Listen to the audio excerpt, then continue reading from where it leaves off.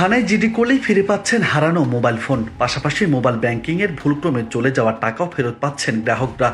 অভিযোগের প্রেক্ষিতে গেল কয়েক মাসে হারিয়ে যাওয়া এমন ৮১টি মুঠোফোন উদ্ধার করেছে মেহেরপুর জেলার মুজিবনগর ও সদর থানা। হারিয়ে যাওয়া ৮১টি মুঠোফোন গ্রাহকদের হাতেও তুলে দিয়েছেন মেহেরপুর জেলা police super. Police super Maksud Akhtar জানান, মুঠোফোন ফিরে পেতে সাধারণ ডায়েরি করেন ভুক্তভোগীরা। হারানো মোবাইল ফোন উদ্ধারে মাঠে নামে জেলা সাইবার ক্রাইম ইনভেস্টিগেশন সেল।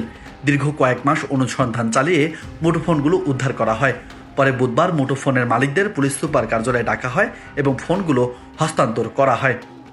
আপনারা জানেন, এই ধরনের মোবাইল যখন চুরি হয়, এখন আইএমইও চেঞ্জ করে ফেলে এবং দেশের বাইরে চলে যায়। যেহেতু আপনাদের এলাকা একটা বর্ডার এরিয়া, 3টা থানার সঙ্গে বর্ডার আছে, এখানকার চোর চক্রের সঙ্গে ওই পারের চোর চক্রের ভালো খাতির আছে। আবার এমন হয় যে মোবাইলটা থেকে পার্টসগুলো বের করে পার্টস হিসেবে আলাদা আলাদা করে বিক্রি করে ফেলে। এই সমস্ত কারণে শতভাগ মোবাইল উদ্ধার করা আমাদের পক্ষে সম্ভব হয় না।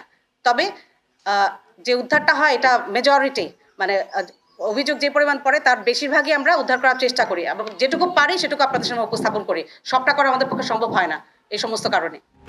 এদিকে হারানো ফোন ফিরে পেয়ে খুশি ভুক্তভোগীরা, এজন্য ধন্যবাদ জানান পুলিশকে। আমার ফোনটা ঘরের ভিতর থেকে চুরি করেছিল আমার মেয়ে তোড়া সহ। তো ফোনটা আশা ছিল না যে পাবো, তো সাইবার ক্রাইম থেকে ফোনটা উদ্ধার করে দিয়েছে।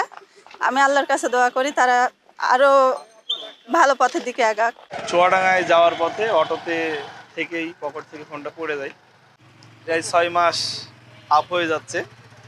তা আসলে আমি আশা ছেড়ে দিয়েছিলাম যে যেহেতু 6 মাস পার হয়ে যাচ্ছে হয়তো পাবো না, কিন্তু আসলে প্রশাসনের যে তৎপরতা, সাইবার ক্রাইমের সকল ইউনিটকে আসলে ধন্যবাদ জানাচ্ছি যে তাদের যে কার্যক্রম অনেক ভালো। অন্যদিকে ফোন হারিয়ে গেলে কিংবা মোবাইল ব্যাংকিং এর মাধ্যমে ভুলক্রমে অন্যত্র টাকা চলে গেলে দ্রুত সংশ্লিষ্ট থানায় সাধারণ ডায়েরি করার আহ্বান জানান পুলিশ সুপার মাকসুদ আক্তার।